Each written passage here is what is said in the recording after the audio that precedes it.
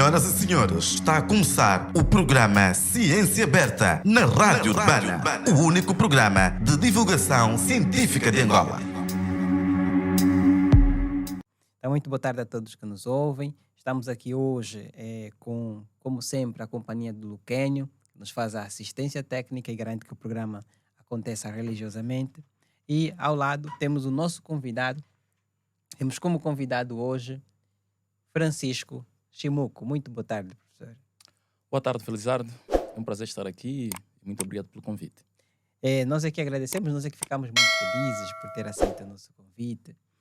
Nós é que estamos muito satisfeitos também, porque, bom, é preciso dizer, né, é preciso não esquecer e referir aqui que o professor Chimuco, o professor Francisco Chimuco, ele veio diretamente do Lubango. Então, a Rádio Urbana também tem essa oportunidade, perdão, o programa Ciência Aberta tem essa oportunidade também de receber aqui um cientista que vem das terras da Shela.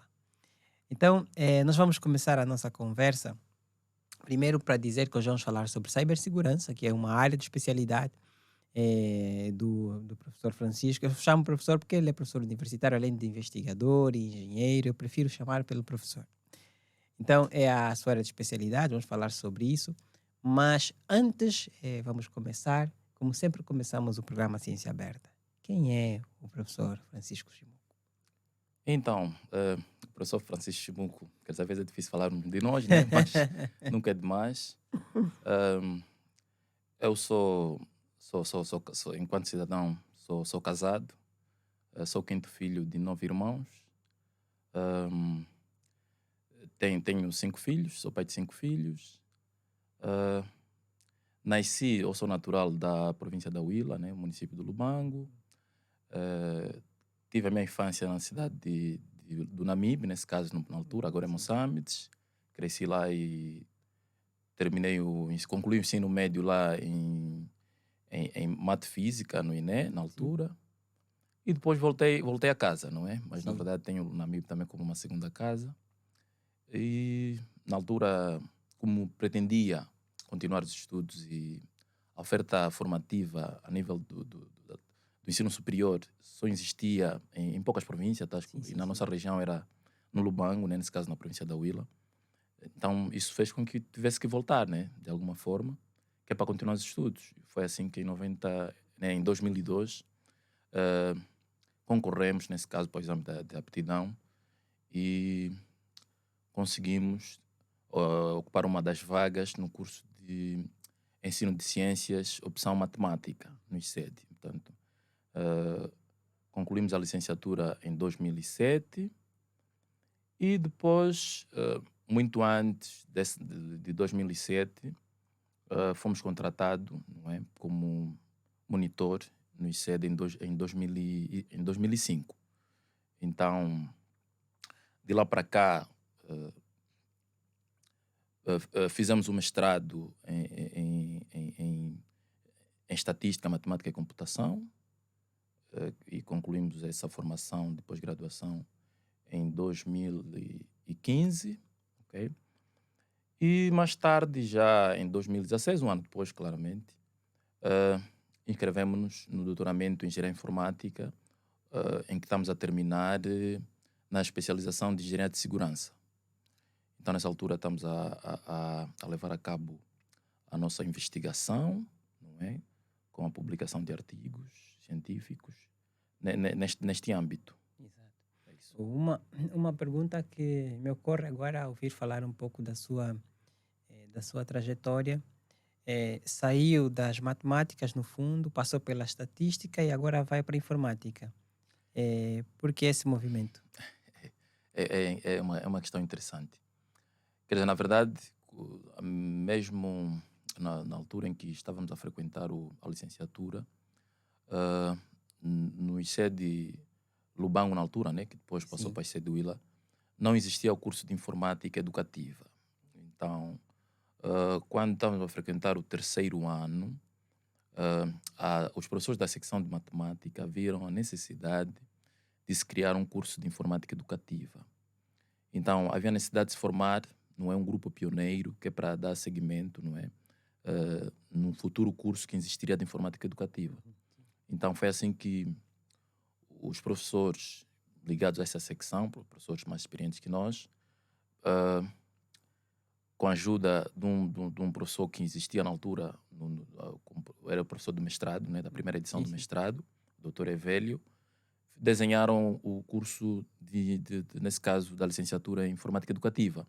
Então, nós fomos submetidos, nesse caso, ou convidados a participar, fomos selecionados e convidados a participar de um curso de 2 anos de informática. Portanto, preparamos, estamos a fazer a licenciatura e, em paralelo, íamos fazendo esse curso. Okay. Exatamente. E depois, o nosso curso também de ensino de ciência e opção matemática possui algumas unidades curriculares ligadas à programação. Então, foi ali onde nos iniciou exatamente essa paixão pela informática. Quer dizer que, na verdade, nós sempre tivemos ligados à informática. Mesmo no mestrado, o mestrado tem a componente estatística, matemática e computação. O seu mestrado é sobre? Portanto, o meu mestrado, eu especializei-me em estatística computacional e... Quando eu pergunto o projeto de pesquisa do seu mestrado. Exatamente, Sim. é isso mesmo, estatística computacional. E a minha dissertação foi uma aplicação dos modelos de regressão linear múltipla,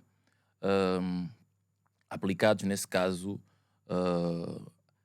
aplicados no estudo dos fatores que influenciam a esperança de vida em Angola. E o que é que conseguiu descobrir de interessante? Então, na verdade, foi um estudo trabalhoso, Porque nós temos um problema que tem que ser resolvido, né? Porque as bases de dados não estão sempre... os dados não estão disponíveis para acesso em qualquer lugar. Eu penso que o INE tem estado a ser reestruturado e acredito que muita informação já poderá estar lá disponível. Então, na altura em que nós fizemos o mestrado, tivemos alguma dificuldade na recolha de dados. Mas, é claro, nós recorremos ao PNUD, a outras organizações internacionais credíveis, ao próprio INE. Havia alguma informação publicada, né? Há províncias que não tinham informação. Sim. E percebe-se, né, na altura, por causa de algo... Quer dizer, havia algum atraso, né? Sim. Por causa daquela influência do conflito, essas coisas todas. Mas, mesmo assim, conseguimos levar a cabo o estudo. Por quê? Porque, na verdade, a esperança de vida média ao nascer, ela é influenciada por vários fatores, né? Por hipótese, ela é influenciada por vários fatores. E na nossa dissertação nós consideramos 9 fatores, onde destacamos as mortes por malária, o acesso à água potável, o número de médicos, as mortes por VIH-Sida, os rendimentos per capita por família, ou nesse caso os rendimentos familiares, nesse caso, a mortalidade infantil, a população, nesse caso, a alfabetização e ainda as camas hospitalares. Então, nós consideramos esses fatores como por hipótese que podiam influenciar a esperança de vida média ao nascer em Angola. Então, conseguiram fazer um cálculo de qual seria a esperança de vida naquela altura? Exatamente. E qual foi o resultado? Qual era a esperança média de vida? Então nós ficamos aí pelos 52 anos. 52 anos. Epá, então estamos perto já. Eu estou perto. É isso mesmo. Ficamos em 52 anos e as variáveis que ficaram no modelo, porque no final resultou num modelo estatístico, foram, no caso, a taxa de mortalidade por malária, não é? E... já só verificar. Quer dizer, a taxa de mortalidade, no caso, foram dos fatores mais significativos. Que tem influência mais forte sobre exatamente. a expectativa de vida. Quanto menor fosse a taxa de malária, maior seria a esperança de vida ao nascer. Mas é muito interessante que coloque isso, porque uma das coisas que às vezes nós não pensamos é que justamente por meio da pesquisa científica nós conseguimos fazer esse isolamento de fatores e a partir disso conseguir delimitar melhor qual é a política pública que deve ser prioritária. Exatamente. Então, com um estudo desses, nós já conseguimos saber que a prioridade deve ser lidar com a malária, por exemplo. Exatamente. É incrível, porque de todos esses fatores que nós consideramos, só ficaram 2 fatores no modelo. No caso, a taxa de mortalidade por malária e o rendimento médio per capita. Quer dizer que, na verdade, quanto maior fosse o rendimento médio per capita, maior seria também a nossa esperança de vida. O pior é que o nosso poder de compra só diminuiu, não aumentou. Então, exatamente. Provavelmente... Exatamente. Quer dizer que a tendência é a esperança de vida diminuir. Diminuir. Exatamente. Isso é uma má notícia, né? Se antes era 51, agora quanto é que seria? Quer dizer, eram 52, 52, é isso. pois. É, Não quero que sim, especule sim, sobre claro, isso. claro, claro, claro. É isso. É isso mesmo. Mas acho que isso também nos traz outra coisa interessante, que é uma coisa que sempre me agrada em relação à ciência, que é a ideia da predição. Exatamente. Eu tenho um amigo da área de história e quando está a discutir alguns assuntos, ele sempre diz assim: não, nós historiadores falamos sobre o passado, mas a ciência permite que possamos falar sobre o futuro também. Exatamente. É, A partir dos dados do passado, conseguimos Exato. fazer essas Exato. estimativas para o futuro. Para o futuro, Isso. exato. Mas aí tem uma pergunta. Dada a qualidade dos dados estatísticos de que falou, a dificuldade de acesso, etc., qual seria a fiabilidade desse resultado que obtiveram? Quer dizer, na verdade, O grau de confiança que podemos ter nesse resultado de uma expectativa de vida de 52 anos. exato, porque quando se faz análise de regressão linear, é preciso que se verifiquem alguns pressupostos Sim, do sim. modelo. Então, nós fizemos essa verificação dos pressupostos do modelo e daí que nós tenhamos chegado exatamente a essa conclusão. Sim, sim, sim. Exato. Mas assim, se tivesse que dizer entre um alto nível de confiança, médio nível de confiança e baixo nível de confiança, qual seria o nível que teria essa pesquisa para si? Ou que teve? Ele consegue se lembrar, porque também foi há algum tempo, mas consegue se lembrar Sim, mais ou foi há menos? muito tempo, já estou a ver aqui. O que é que nós temos aqui? Não, mas não faz mal, não, Ok. não faz mal. Esse é Sim, só, sim, sim. assim, podemos Quer dizer, na separar, verdade, sim. os pressupostos, Sim. os pressupostos, né, do modelo Sim. de regressão linear, do modelo nesse caso, Sim, foram sim. verificados. Quer dizer Sim, que o sim. modelo que nós encontramos era ótimo. Né? Ótimo, ok. Exatamente, era Ok. ótimo. É isso. Então quer dizer que no final, assim, o nível de confiança é alto. Exatamente. Ok. Seria isso. bom refazer essa pesquisa agora, né? Para tentar entender um pouco como é que estamos. Sim, sim, porque na verdade nós tivemos uma limitação nesse estudo. Por quê? Porque nós queríamos trabalhar com unidades mais pequenas. Ok. Porque a nossa ideia era fazer um estudo a partir das comunas. Ok, sim, sim. E era preferível termos a esperança de vida, não é? A esperança de vida e todas essas variáveis, e todas esses fatores, né? A partir das comunas, de unidades mais pequenas, Exato. ou mesmo a partir dos municípios, Sim, porque sim, nós sim, trabalhamos com as províncias, está a ok. perceber? E aí, então, com certeza, hoje, se tivermos esses dados publicados pelo INE, Sim. o estudo vai ser mais fiável. Vai ser mais Então, fiável. se calhar também uma outra coisa aqui que me levanta, agora que coloca é, se nós tivéssemos que fazer esses estudos por municípios, teríamos diferentes expectativas de vida, considerando os diferentes municípios também, nas condições. Exatamente, porque, na verdade, o INE, ao publicar esses dados, os Sim. dados que eles publicam, tem que publicar por comunas. Por comunas, sim. Exatamente.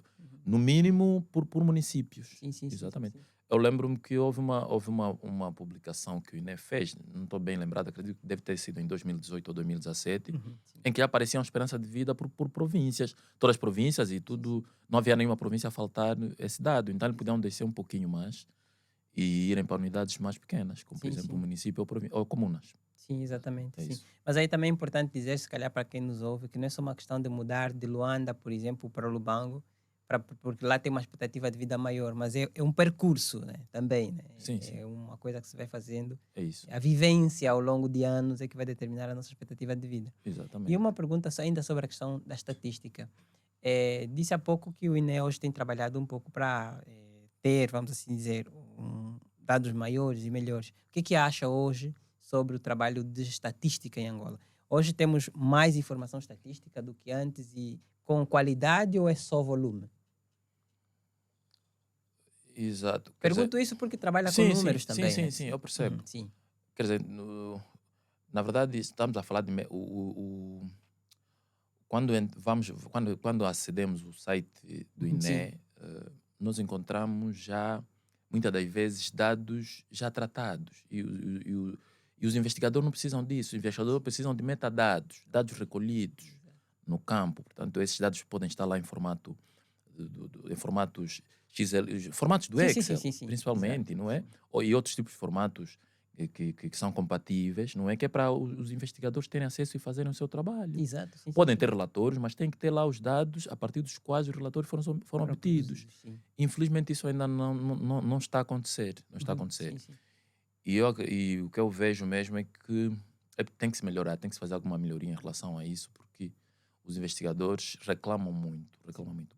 Quem trabalha com dados de Angola tem muita dificuldade, porque hipóteses que foram levantadas em outros países nem sempre se verificam em Angola. Em Angola, sim, Exatamente, sim. de fenômenos similares. Então, há pessoas a preferirem trabalhar com dados da África e não de Angola, o que é mau. Porque as decisões fundamentadas em informação estatística são decisões bem tomadas.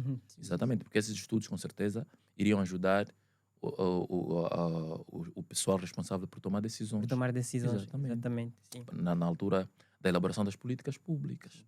E essa questão dos dados brutos, vamos dizer assim, a disponibilização desses dados não traz uma questão também ética, porque se estamos a falar de dados brutos, no fundo, há coisas que, ainda que não tenha lá assim, o nome da pessoa que foi pesquisada, mas há informações que permitam fazer esse rastreamento, por exemplo, né? E que permitam uma certa identificação que se calhar não é muito desejável. Como seria feita essa disponibilização dos dados brutos, na sua opinião? Quer dizer, por norma, quando se faz um levantamento, né, um inquérito, normalmente não se lida com dados confidenciais. Não se lida com dados confidenciais. Então, são dados que podem se tornar públicos, porque não são dados de saúde, por exemplo. Okay? Normalmente não é solicitado o nome do inquirido. Okay? Pode solicitar a idade, mas é difícil ligar a idade a um determinado indivíduo. Sim. Então, quer dizer que essa questão da ética não se coloca muito. Coloca-se mais para questões de dados sensíveis. Exato. Aí sim, como por exemplo, grupo sanguíneo, essas coisas. Quer dizer, aí já se levanta alguns questionamentos. Então, é basicamente isso. Quer dizer que não há muitos riscos. Aliás, se nós consultarmos instituições similares, por exemplo, no Brasil, exato, há muita disponibilização de dados. Exato. Então, aquilo facilita muito a vida dos investigadores. O mesmo acontece, por exemplo, com Portugal e outros países, como os Estados Unidos. Acha que há uma grande... a falta de articulação entre, por exemplo, o Instituto Nacional de Estatística, o INE, e as universidades angolanas, quando se trata de trabalhar um bocadinho os dados? Tanto na coleta, quanto no tratamento metodológico? Sim. Eu acredito que sim. Eu acredito que sim, porque... quer dizer, o que eu vejo é que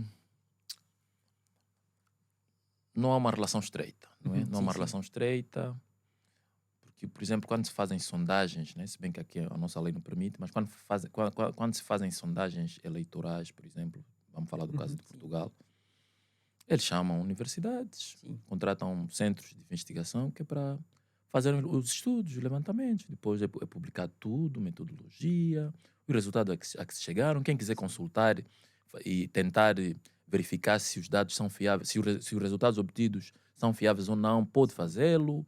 E, portanto, é isso que tem que ser feito. Quer dizer, é preciso que a academia ocupe o seu lugar. Seu lugar, sim. Exatamente. Exato. E tem que haver esse feedback, não é? Sim. Tem que haver essa relação, porque senão o papel da universidade fica muito questionável, não é? Pois, exato. Tu falou sobre a academia ter que ocupar o seu lugar. Que outros espaços a academia está a deixar vazios?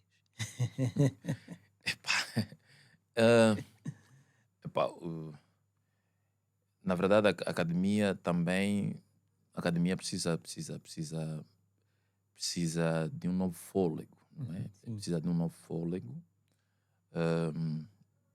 porque é preciso investir seriamente no capital humano, porque eu noto que há uma certa letargia, não é? Uma certa letargia, e é preciso dar mais vida à universidade. Tem que se exigir mais da universidade. Tem que haver retribuição da universidade à sociedade. Portanto, a universidade tem que ser vista mesmo como um local para a resolução de problemas.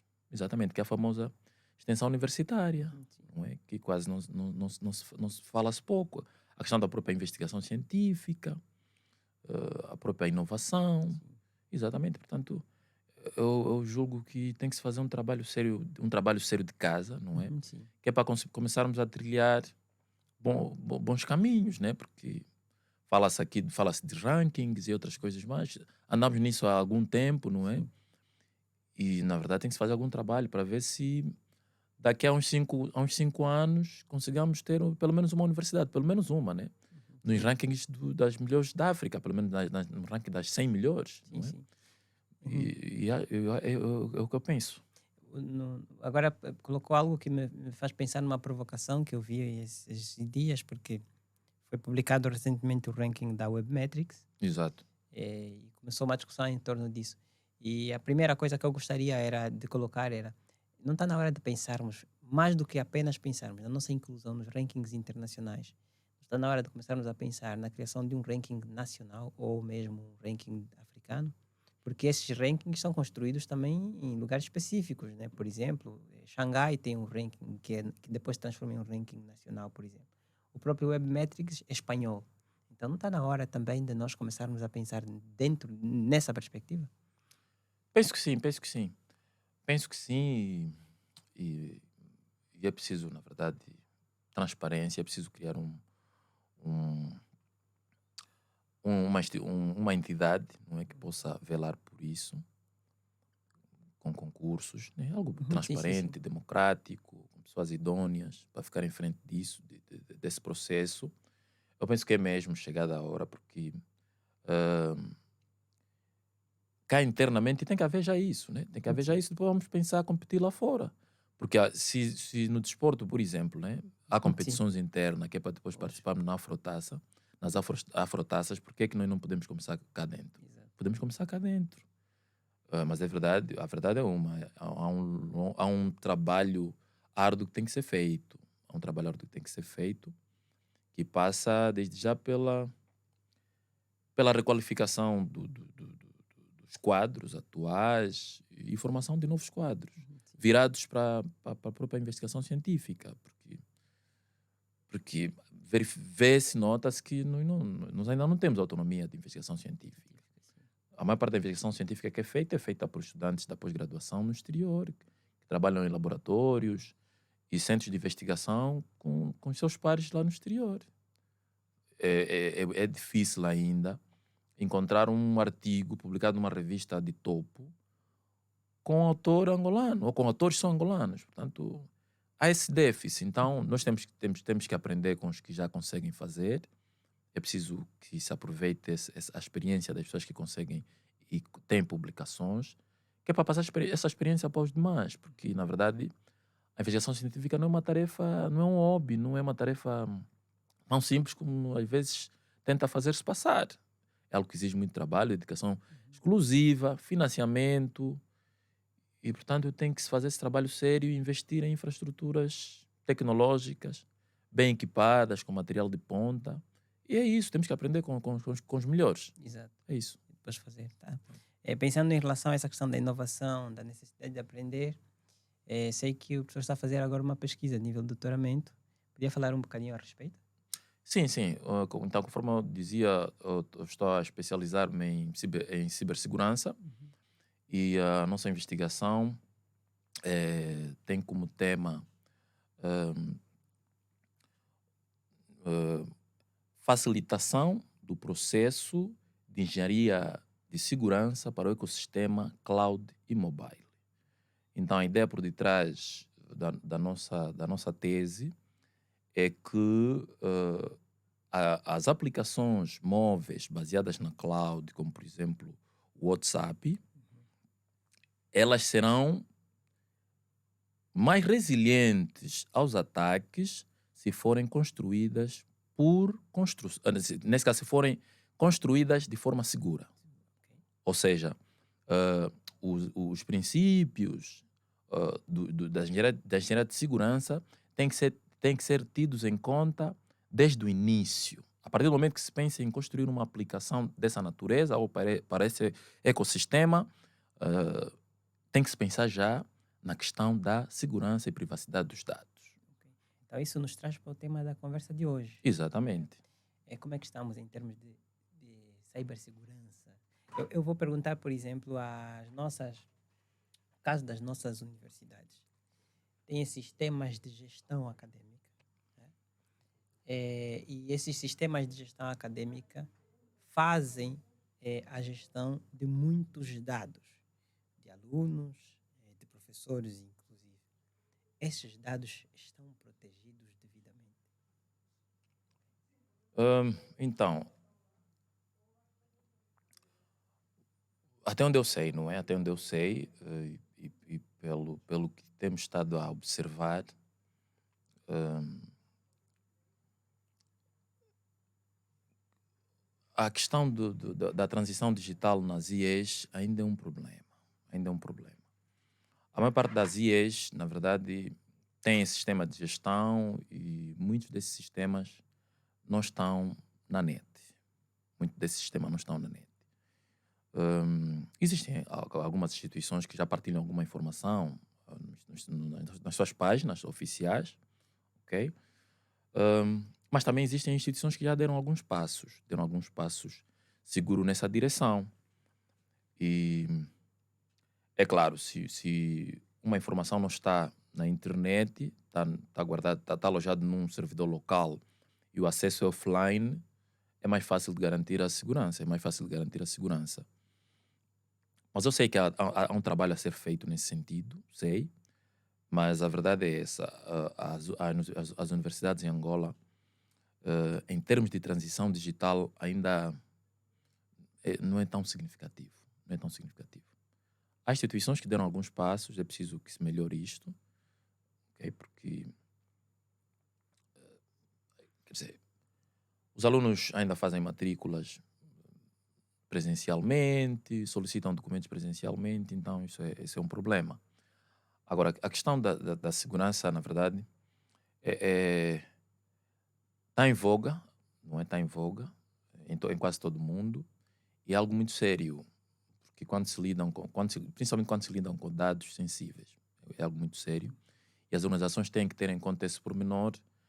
E o que acontece muitas das vezes é as organizações negligenciarem as questões de segurança, construírem primeiro a solução e só depois pensarem na segurança. Então, quando isso acontece, depois aumenta os custos e o risco também de ser alvo de um ataque. E ver os dados vazados, ou o sistema, nesse caso, os dados destruídos, né? Porque há essa possibilidade também. Então é isso.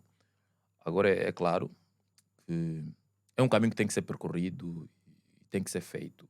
Há bons exemplos a nível do país, de instituições que têm sistemas integrados funcionais, mas também eu noto que há um certo receio, não é? Mas esse receio não se justifica, não se justifica. Receio em relação ao quê? Em relação à própria migração, né? Migração para sistemas online. Ok. Exato, noto que há um receio. Conforme diz, esse receio não se justifica. E eu vou dar um exemplo. Porque muita gente acredita que para termos um sistema seguro, quando eu saio do local de serviço, é desligar as fichas e fica desligado. É como alguém que vive num condomínio fechado. Ele pensa que está seguro, mas aquilo é uma ilusão, não está. A não ser que fique lá para sempre. Não saia. É. Então, vamos sempre sair. Vamos ter que reabastecer a despensa, não é? E, portanto, ficamos vulneráveis na hora da saída. Essa é que é a verdade. Temos que abastecer o carro, entre outras coisas. Então, temos que pensar em soluções mais inteligentes. E porque os outros já deram esses passos, agora nós temos que criar mecanismos que é para respondermos a incidente e essas coisas todas, porque o risco sempre vai existir. Em maior ou em menor grau. Temos que ter treinamento, temos que saber usar as coisas e temos que ter capacidade de resposta rápida, em tempo real, que é para diminuir o impacto de um ataque. É isso. Então, e que outras coisas, bom, pensando ainda em relação à segurança, que outras coisas a pessoa observa que são um problema ou que coisas sobre as quais nós deveríamos preocupar-nos e pensar sobre essa questão da biossegurança, da cibersegurança? Sim, desculpa, não percebi a questão. Que outras coisas acha que nós temos que pensar sobre essa questão da cibersegurança? Que elementos acha importantes quando se está a pensar em cibersegurança? Então, quer dizer, a cibersegurança é muito vasta. Ou podemos voltar, exato.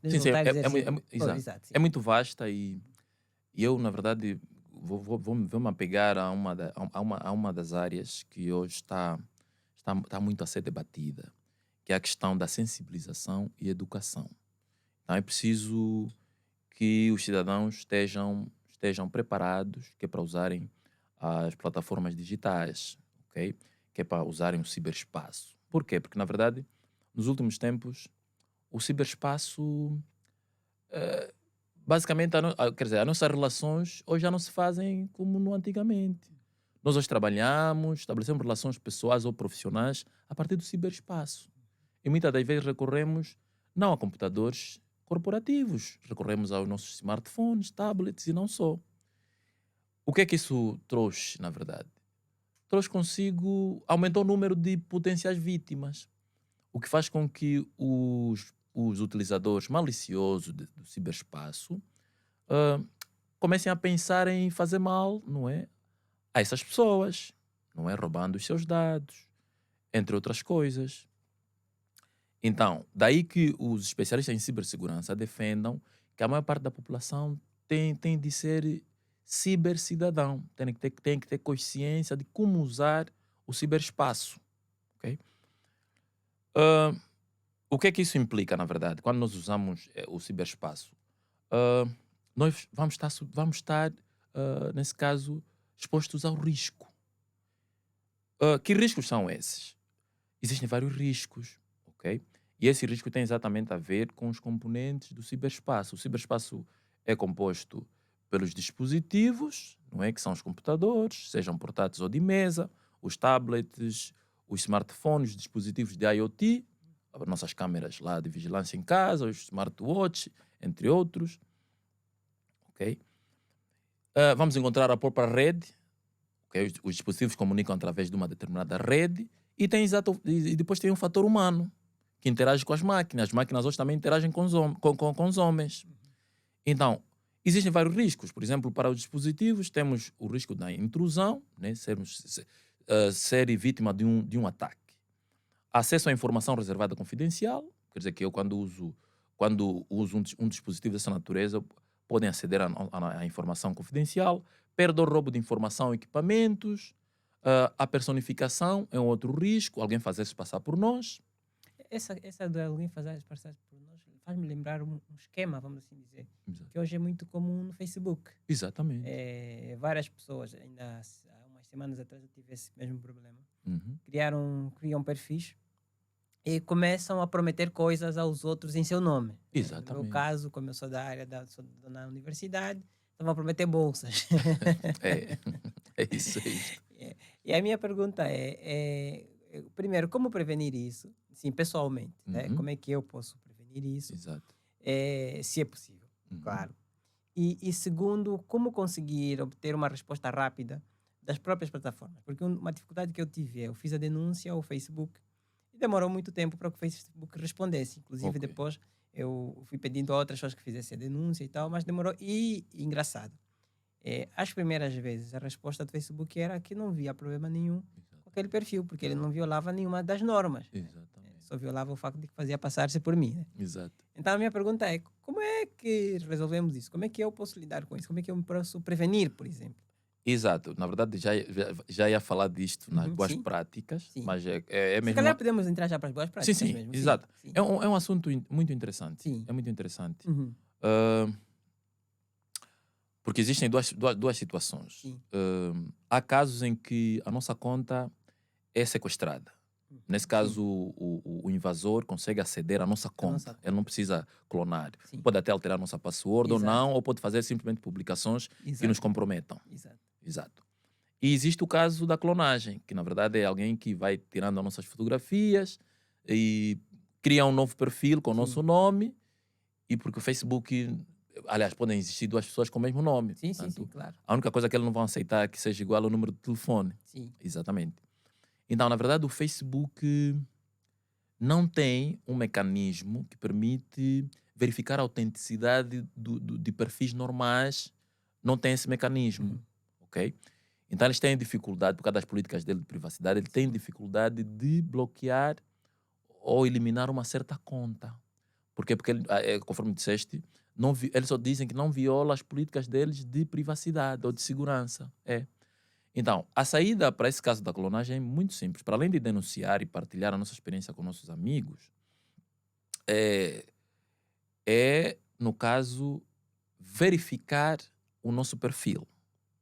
Temos que verificar o nosso perfil junto da administração do Facebook, do provedor nesse caso. Sim.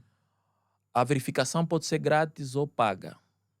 ok? Está avaliada aí mais ou menos em 13,99 dólares, euro nesse caso, a 16,99 euros por mês. Facebook também faz isso? Isso ou- faz Ah, sim, ok. o Facebook faz.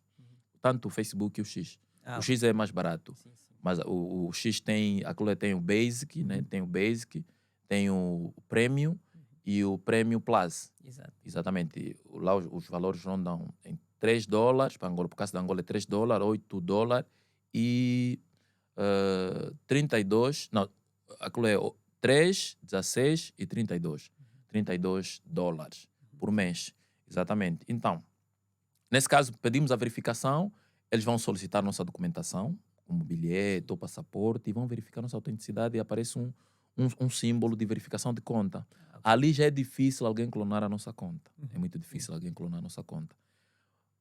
E é isto, basicamente é isso que nós temos que fazer, porque eles demoram muito tempo. E qualquer um de nós, se tivermos um perfil normal, podemos ser somos suscetíveis a ter a nossa conta clonada. Clonada, sim. Agora, é claro que existem, conforme eu dizia, algumas práticas que temos que adotar. Quer dizer, com entusiasmo, quando criamos um perfil, quanto mais número de amigos tivermos, melhor para Melhor, nós. sim, sim. Mas na verdade não é bem assim. É preciso ter alguns cuidados. Okay? Por exemplo, é preferível que os nossos amigos do Facebook também sejam nossos amigos fora do Facebook. Exatamente. É preferível que seja assim. E outra coisa, é preferível que nós interajamos com pessoas que nos agregam alguma coisa. Exatamente. Não adianta ter um amigo que nunca publica nada. Portanto, só te segue, né? Quer dizer, se for uma página é normal. Agora, amigo, como tal, num perfil, é preciso ter esses cuidados. Outra questão também na hora de publicar. Na hora que nós publicamos informações que nós não queremos que todo mundo veja, que todo mundo tenha acesso, Sim, sim. o que nós temos que fazer é exatamente limitar, não é? Temos que ativar alguns mecanismos de privacidade que só sejam nossos amigos a ver, que sejam só nossa família a ver, por Exato. exemplo. Temos que limitar o acesso. O acesso, Também, e isto ajuda a que eles não tenham acesso, por exemplo, às nossas fotografias. Uhum, Pode acontecer, nós podemos fazer isso. Se bem que o Facebook, às vezes, obriga a tornar, por exemplo, público a fotografia do nosso perfil, sim. porque senão torna-se pouco visível, essas Sim. coisas todas. Mas é isso, temos que ter esses cuidados nessa questão das redes sociais. E uma outra coisa agora é o WhatsApp.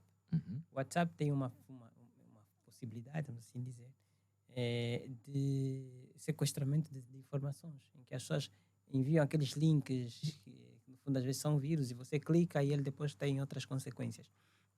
E a minha questão é, há estatísticas sobre esse tipo de golpes em Angola? Porque em outros lugares é possível encontrar essas estatísticas. Sim, sim. Olha, infelizmente em Angola não temos isto. Ainda não temos isto.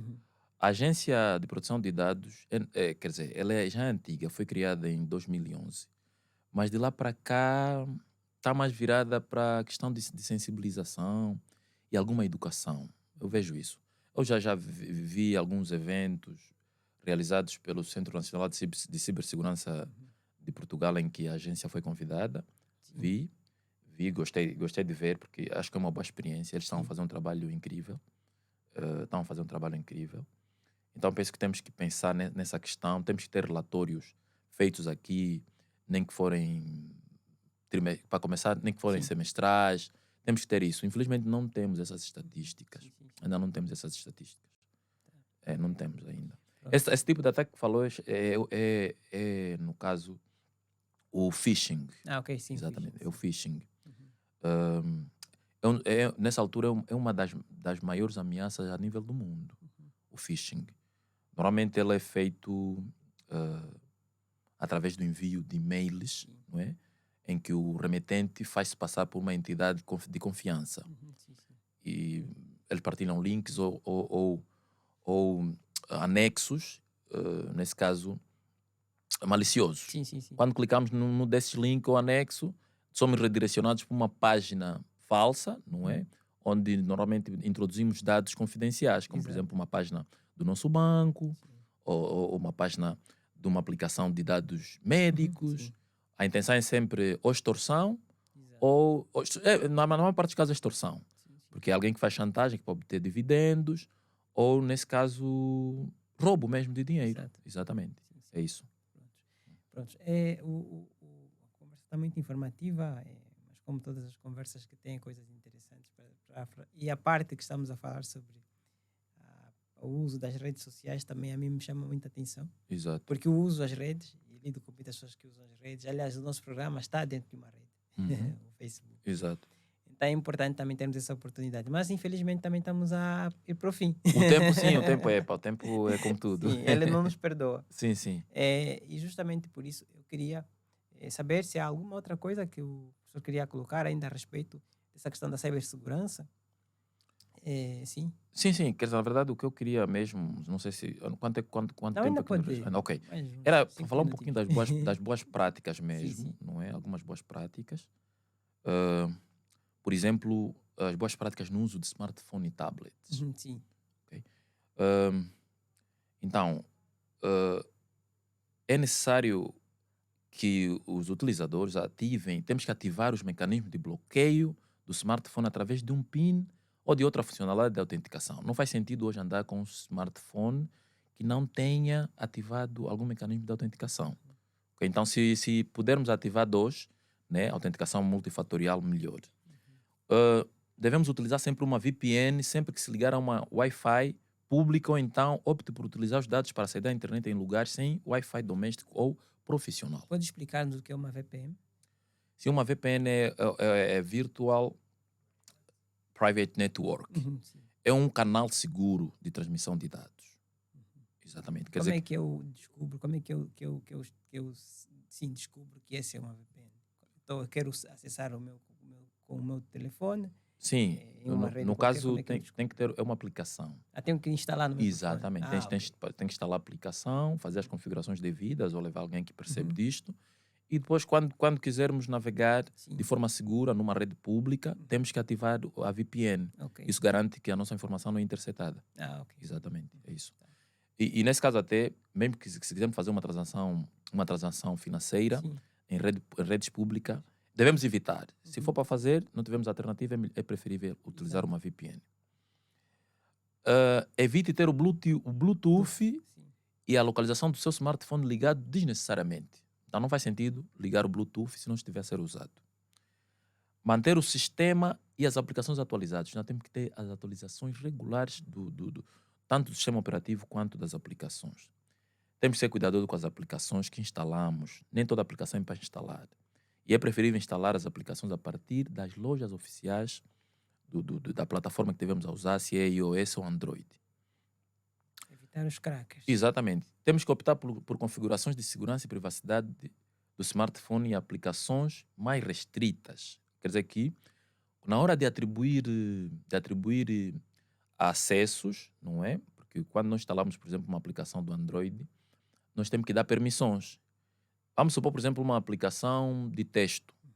Está a te pedir, por exemplo, acesso ao microfone. Você tem que se perguntar por que está a pedir acesso ao microfone. Então, se calhar é melhor não atribuir acesso ao microfone, porque não faz sentido. Provavelmente seja um spyware, né? uma aplicação de espionagem. Não clique em links enviados através de SMS suspeitos. Não atender com chamada de números identificados como fraude ou sobre os quais tenha suspeitas. Sempre que alguém lhe telefonar em nome de um serviço pedindo dados pessoais ou solicitando que faça uma transferência bancária ou ainda sugerindo que instale algo no seu dispositivo informático, temos que nos certificar que realmente essa pessoa é o que ela diz ser. Temos que nos certificar. Porque normalmente isso nem deve acontecer, principalmente por parte dos bancos. Ok. Então, só para fechar essa parte, para dizer assim, bom, onde é que aprendemos sobre essas coisas? Porque normalmente nós oferecemos, por exemplo, os telefones aos nossos filhos, mas nem nós próprios temos essas instruções.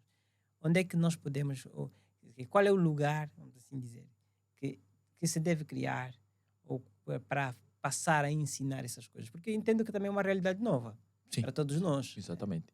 Exato. Então, conforme eu dizia há pouco tempo, eu eu trabalho lá no nosso centro de investigação, faço parte do Instituto de Telecomunicações, né? Sou membro do Instituto de Telecomunicações como investigador. Os trabalhos que nós fazemos, muitos deles são solicitados pelo Centro Nacional de Cibersegurança lá de Portugal.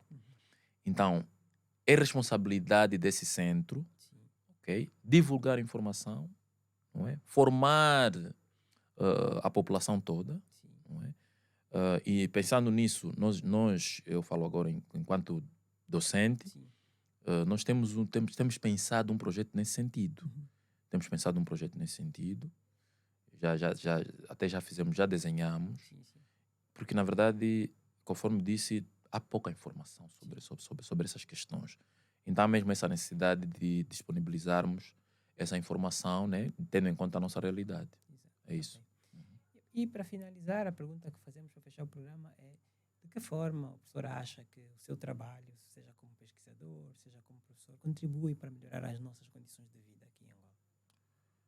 Ahm, Nesse caso, o trabalho. O seu trabalho como pesquisador ou como professor? Exato, Sim. exato. Quer dizer, nós vivemos num mundo global Sim. e, enquanto utilizadores finais de aplicações e dispositivos móveis, Uhum. estamos expostos ao risco, não Exato. importa em que lugar estejamos, porque, como sabe, a internet é uma rede global. Sim. Então, nós utilizamos essas ferramentas todas e nós estamos a trabalhar numa solução holística, uma solução que vale para qualquer parte, para qualquer utilizador a nível do mundo. Então, a nossa contribuição é essa. A nossa contribuição é disponibilizar uma ferramenta simples de usar, mas potente, eficiente, que ajude os desenvolvedores desse tipo de tecnologia, que são as aplicações móveis, no sentido de que estas sejam construídas de forma segura, resiliente a ataques. Então, o nosso contributo é esse. É garantir que, mesmo sem conhecimento de cibersegurança, os engenheiros de software possam desenvolver as aplicações de forma segura, de modo a garantir a segurança dos dados dos utilizadores finais, sejam entidades individuais ou coletivas, no caso das empresas. Ok, É tá isso. bem. Sim. Então, professor, muito obrigado pelo seu tempo, muito obrigado pela entrevista e pela conversa. Foi um prazer tê-lo aqui. E eu espero que possamos tê-lo em outras oportunidades, em outros programas do Ciência Aberta. Olá, eu que agradeço pelo convite e ter essa oportunidade de falarmos um pouquinho sobre ciência e dar a conhecer o nosso trabalho. Exato. Muito obrigado. Ok. Esperamos estar aqui de volta o quão breve que seja possível. Possível, Ok. exatamente. Então, aos nossos ouvintes, aos nossos telenautas, a todos que nos assistem e nos ouvem, nos escutam pela rádio agora, uma boa tarde para vocês. Esperamos que tenham um sábado cheio de energias positivas. Para aqueles que nos vão assistir de forma assíncrona, um abraço também assíncrono. Até a próxima, até o próximo Ciência Aberta.